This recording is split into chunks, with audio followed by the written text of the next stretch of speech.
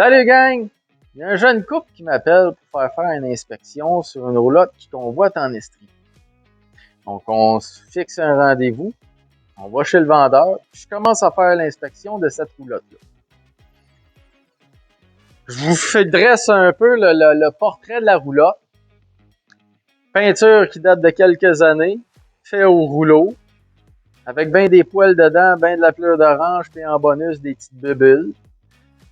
Pas trop de fissures quand même clean à ce niveau-là, mais on sait pas qu'est-ce qui se cache en dessous de la peinture. Lumière d'origine, quelques lumières qui allument pas.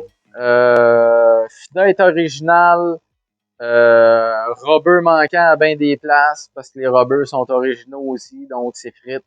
Il y a vraiment plus de souplesse dans ces rubbers-là. Le vendeur nous dit qu'il y a eu une petite fuite d'eau l'année passée. Il a repatché par-dessus le gros joint de caulking qui est déjà là. Puis ça coule plus. Mais ça veut dire qu'on sait que ça a déjà coulé. Donc, on peut pas voir l'état du cadrage parce qu'il y a du bois dans ce cadrage-là. Parce que de l'intérieur, il y a un petit cadrage de bois qui est par-dessus, qui est autour du cadrage de la fenêtre. Donc, c'est difficile de savoir, ils ont-tu mis des vis plus longues pour aller chercher l'autre bois à l'intérieur? Je sais pas. J'ai pas de yeux rayon X là, pour voir. Donc, à ce niveau-là, je peux pas savoir. Mais à l'extérieur, le frame, il est quand même sain. Il n'y a pas trop de rouille. Pas craqué non plus. Par contre, le rappel de Transport Canada est pas fait. Ce qui veut dire qu'il est censé avoir un rempart sur le frame, puis les renforts sont pas là. Mais on a la chance qu'il soit pas fissuré. Ça, c'est la bonne nouvelle. Par contre, probablement que c'est une roulotte qui a pas trop roulé ou qui a roulé bien léger. Bref, le frame est quand même, il n'y a pas de gros problème dessus. L'essieu est à changer par contre. Parce que quand on regarde un essieu, si on regarde le beam avec la suspension qui travaille et la roue, il faut que ça fasse un beau 90. Et là, il n'y a pas un beau 90. Il y a une roue surtout qui a un angle dedans qui fait que le pneu use par l'intérieur. Ça veut dire que l'essieu est dû. Fait que l'essieu a changé, renfort à installer en avant. On veut installer un renfort en avant, si on veut faire une belle job, faut lever une partie de la coquille.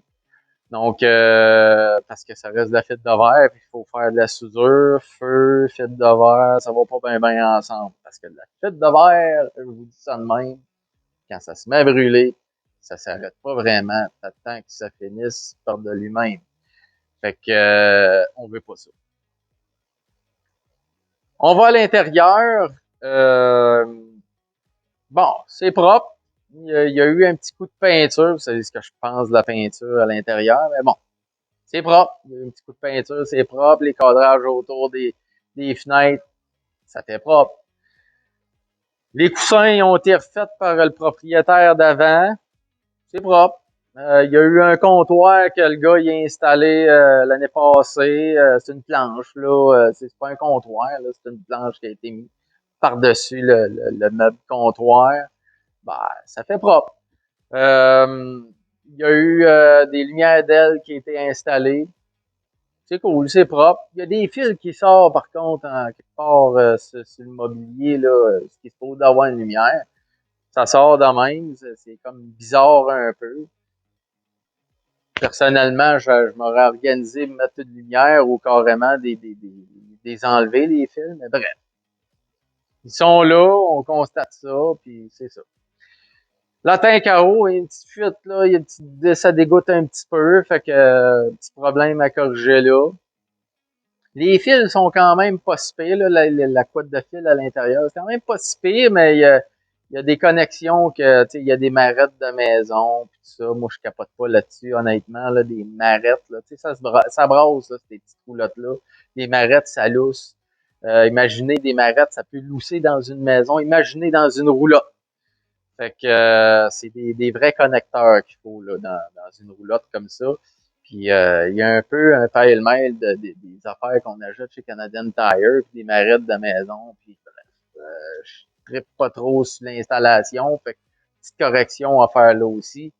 Bref, ça donne un petit peu le portrait de la roulotte. Habituellement, mes clients, ils me demandent toujours d'aller à l'écart pour jaser de la roulotte. Là, ça donne que on parle de ça devant le vendeur. Puis c'est bien correct. T'sais. Fait que probablement qu'il y avait besoin d'un petit coup de main pour la négociation ou quoi que ce soit. Fait que moi, ils me payent pour faire une évaluation. Puis ça me fait plaisir de les aider à négocier s'il faut les aider. Mais là, on commence avec, ton verdict. Selon toi, Simon, comment cette roulotte-là vaut? Bon, sa valeur réelle vaut entre 8 et 10 000, à peu près.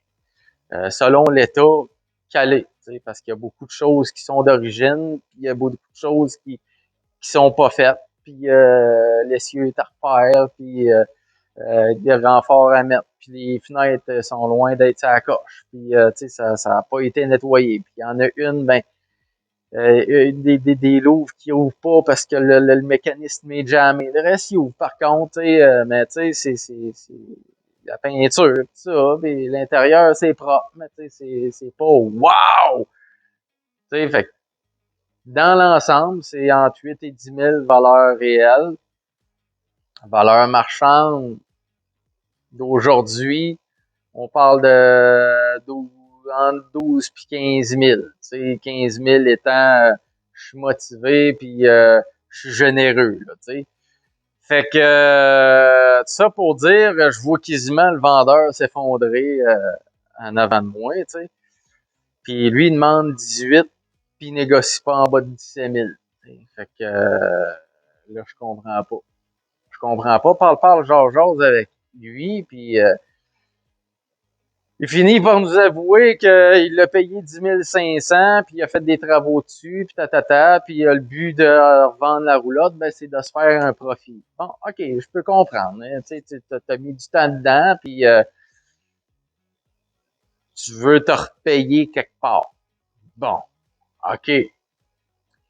C'est un amateur, tu sais, fait que je figure que 30 pièces de l'heure, c'est suffisant, là, tu sais. Donc, il a mis à peu près une trentaine d'heures. Fait que 30 pièces de l'heure à trentaine d'heures, on parle d'à peu près 1000 pièces. On fait un chiffron là, de main-d'œuvre, plus à peu près 500 pièces de matériel. Là, tu sais. Fait que ça fait 1500 pièces. Fait que plus le 10 500 qu'il a acheté, par Georges nous dit qu'il l'a payé 10 500. Fait que 10 500 plus 1500, on est à 12 000. Pas mal dans le target, là. Prix de valeur de marché entre 12 et 15 000, bien motivé, là. Mais 18 000, 18 000, c'est 7 500 $ de plus, là, que ce qu'il a payé, là. Quand on enlève le matériel, 500 $, 7 000 $ de profit pour à peu près 30 heures d'ouvrage. C'est beaucoup d'argent. C'est vraiment beaucoup d'argent. C'est très cher à payer de l'heure. Moi, ma mission, c'est de faire des inspections pour justement éviter des situations de ce genre-là. Ma mission, c'est de faire en sorte que la personne qui veut acheter la roulotte paie le juste prix. Est-ce que mes clients ont acheté la roulotte? Non. Est-ce que la roulotte va se vendre à ce prix-là? J'espère que non. Je vais être bien honnête, là, j'espère que non. Parce que cette roulotte-là, tant qu'à moi, elle vaut pas plus que 12, 13 000 $. Fait que c'est ça. Fait que si vous voulez avoir l'heure juste, vous m'appelez. Je vais faire une inspection.